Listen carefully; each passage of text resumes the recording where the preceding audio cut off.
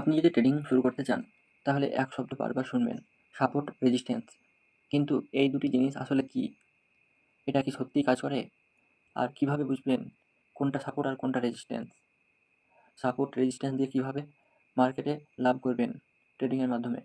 আজকের ভিডিওতে আমরা একদম শুরু থেকে বুঝবো সাপোর্ট আর রেজিস্ট্যান্স কি, কীভাবে কাজ করে, আর বাস্তবের চার্টে এটা চিনবেন কীভাবে। তো চলুন শুরু করা যাক। ভয় পাবেন না, জিনিসটা অনেক সহজ যদি সঠিকভাবে শেখেন। সাপোর্ট আর রেজিস্ট্যান্সের বেসিক ধারণা।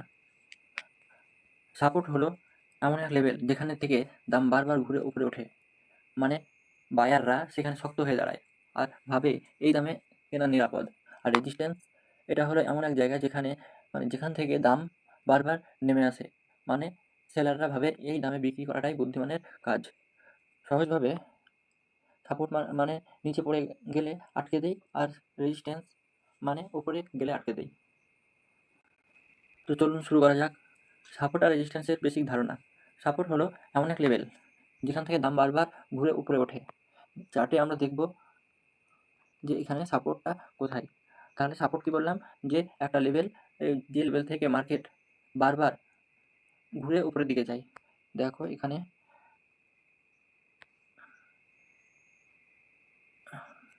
আমি একটা দাগ নিয়েছি, এটা হচ্ছে সাপোর্ট। কেন সাপোর্ট? দেখো এখানে 3বার ঠেকেছে।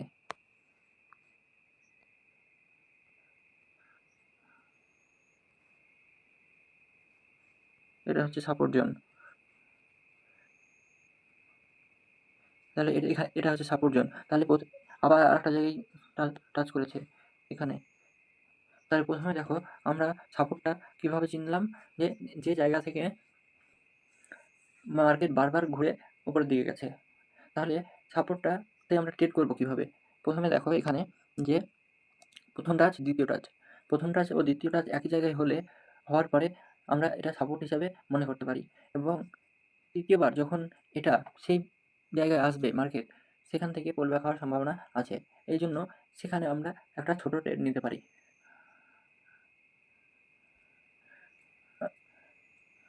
আর সাপোর্টে বায়াররা শক্তভাবে দাঁড়িয়ে থাকে, এখান থেকে মানে কেনা নিরাপদ সেটাই মনে করে। তাহলে নিশ্চয়ই আমরা সাপোর্ট আর রেজিস্ট্যান্স মধ্যে সাপোর্টটা বুঝলাম। এখন আমরা বুঝবো রেজিস্ট্যান্স। রেজিস্ট্যান্স হলো এমন এক জায়গা যেখান থেকে দাম বারবার ভেঙে নিচের দিকে আসে, আর এই রেজিস্ট্যান্স থেকে সবাই সেল করে। এটাই বুদ্ধিমানের কাজ।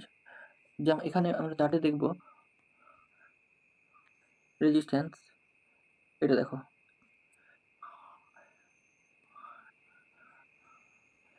টাচ, কতবার টাচ করেছে। প্রথমে এটা,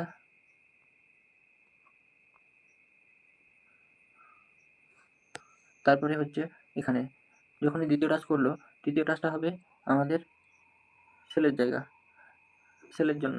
ওখানে আমরা একটা ট্রেড নিতে পারি, এখানে অথবা এখানে, আবার এখানে, এখানে। আপনারা দেখলেন যে সাপোর্ট আর রেজিস্ট্যান্স কীভাবে কাজ করে, কীভাবে সাপোর্ট আর রেজিস্ট্যান্স আমরা আঁকলাম। এখন জানবো কেন এই লেভেলগুলো কাজ করে। আপনি ভাবতে পারেন একটা দামের কাছে গেলে কেন দাম ঘুরে আসে। কারণ একটাই, মানুষের মনোবিজ্ঞান। ট্রেডাররা বারবার সেই লেভেলে আগের মতো রিঅ্যাক্ট করে। যেমন আগে 100 টাকায় দাম ঘুরে ওপরে উঠেছিল, তাই এখনও সেই লেভেল থেকে কী হবে, দাম ওপরে উঠে যাবে। এতে বারবার ওই জায়গায় দাম থেমে যায় এবং বিপরীত দিকে ঘুরে যায়। কারণ এই কালেকটিভ মনোভাবই তৈরি করে সাপোর্ট আর রেজিস্ট্যান্স। বাজারে হাজার হাজার ট্রেডার একসাথে যখনই দামের কাছে ট্রেড করে, মানে ধরে নাও 100 টাকা, ওই 100 টাকা দামের কাছে যখনই ট্রেড করে তখন ওই জায়গায় লেভেলটা শক্তিশালী হয়। কীভাবে আমরা এবার আমরা জানবো কীভাবে সাপোর্ট আর রেজিস্ট্যান্স খুঁজে বের করব। প্রথম কথা হচ্ছে যে আমাদেরকে সাপোর্ট আর রেজিস্ট্যান্স খুঁজে বের করতে হবে, নাহলে সাপোর্ট রেজিস্ট্যান্স তো বুঝতে পারবো না। এখন প্রশ্ন হলো আমি কীভাবে চার্টে বুঝবো কোনটা সাপোর্ট আর কোনটা রেজিস্ট্যান্স? এর সহজ নিয়মগুলি হচ্ছে, পেছনের চার্ট দেখুন, পেছনের চার্ট দেখুন কোথায় দাম বারবার ঘুরছে। হরাইজন্টাল লাইন টানুন সেই লেভেলে।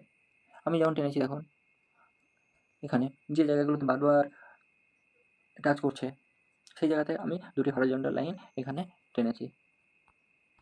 এই যে এটা, আর এখানে এটা।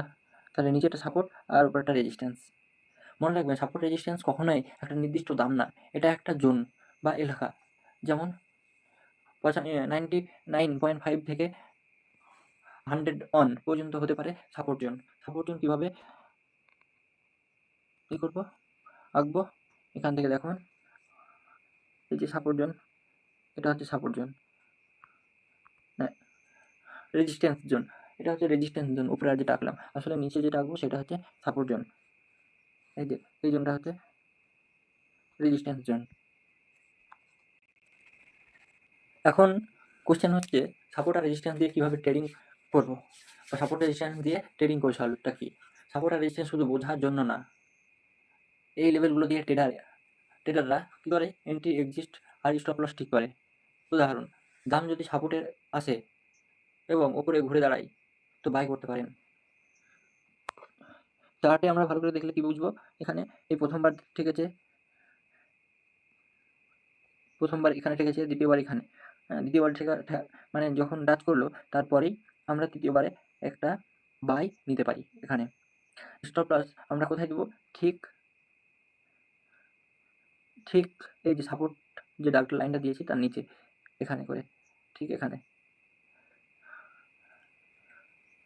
তাহলে স্টপ লস দেবেন কোথায়, সাপোর্টের নিচে বা রেজিস্ট্যান্সের ওপরে। টার্গেট দিতে পারেন আগের সাপোর্ট বা রেজিস্ট্যান্স। তাই এটা ভালো ট্রেডিং প্ল্যানের শুরুই সাপোর্ট রেজিস্ট্যান্স দিয়ে হয়।